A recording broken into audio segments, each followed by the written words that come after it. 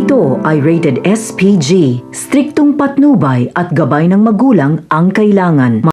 Isang mapagpalang araw, mga kapamilya, narito ang mga pinakamainit na tagpo sa FPJ's Batang Quiapo. Hindi nga makakapayag si Ramon na hindi makapagiganti.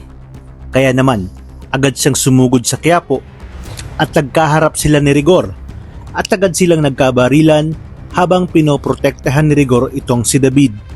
Mas tumitindi ang palitan ng mga bala at pakikipagpatentero sa magkabilang grupo. Sinusubukan namang tumakas ni David habang tinutulungan siya ni Rigor na makalayo. Nais ni David na sumama na sa kanya ang kanyang tatay Rigor upang mangibang bansa. Ngunit nang malaman ni Rigor na buhay pa itong si Ramon at tinahabol si David, ay hindi nga siya mapigilan dahil pakiramdam niya na isahan na naman siya ni Ramon at palabas lang pala ang nangyaring sagupaan nila dati kung saan napatay niya si Ramon.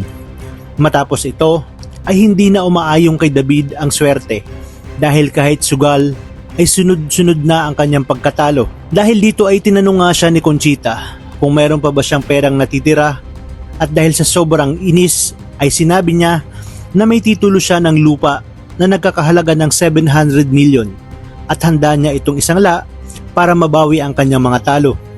Nalaman ito ni Boss Divina at nang nabasa niya na isang Montenegro ang magsasangla ng titulo ay idiniretso niya ito kay Tanggol. Nang makita ni Tanggol ang titulo ay laking gulat niya nang makita niya ang kanyang tunay na pangalan na nakalagay sa titulo.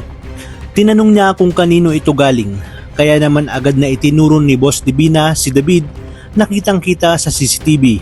Dahil sa sobrang galit ay agad na lumabas si Tanggol upang harapin si David. Kitang-kita ang pagkabigla ni David nang makita niya si Tanggol at hindi na siya makapaniwala na si Tanggol ang nagmamay-ari ng pasugalan na iyon. Isinumbat ni Tanggol ang lahat ng pangmamalupit na ginawa sa kanya ni David, lalo na sa pagnakaw ng kanyang pagkatao. Todo tanggi naman si David sa mga paratang ni Tanggol at dahil hindi na nakapagpigil si Tanggol dahil sa tindi ng kanyang galit ay sinugod niya si David at inumpisahang bugbugin. Matapos ito ay agad na umalis si Tanggol at sinubukang pakalmahin ang kanyang sarili. Ngunit sa kabila nito, hindi niya matanggap ang lahat na niloko siya ni David. Wala umano itong pinagkaiba kay Rigor, kaya mas lalo niyang kinamuhian ang kanyang pamilya. Ipinangako niya sa kanyang sarili na papatayin niya ang mag-amang David at Rigor. At sa pagkakataong ito, ay wala nang makakapigil sa kanya, lalo na ngayong alam niya na ang katotohanan.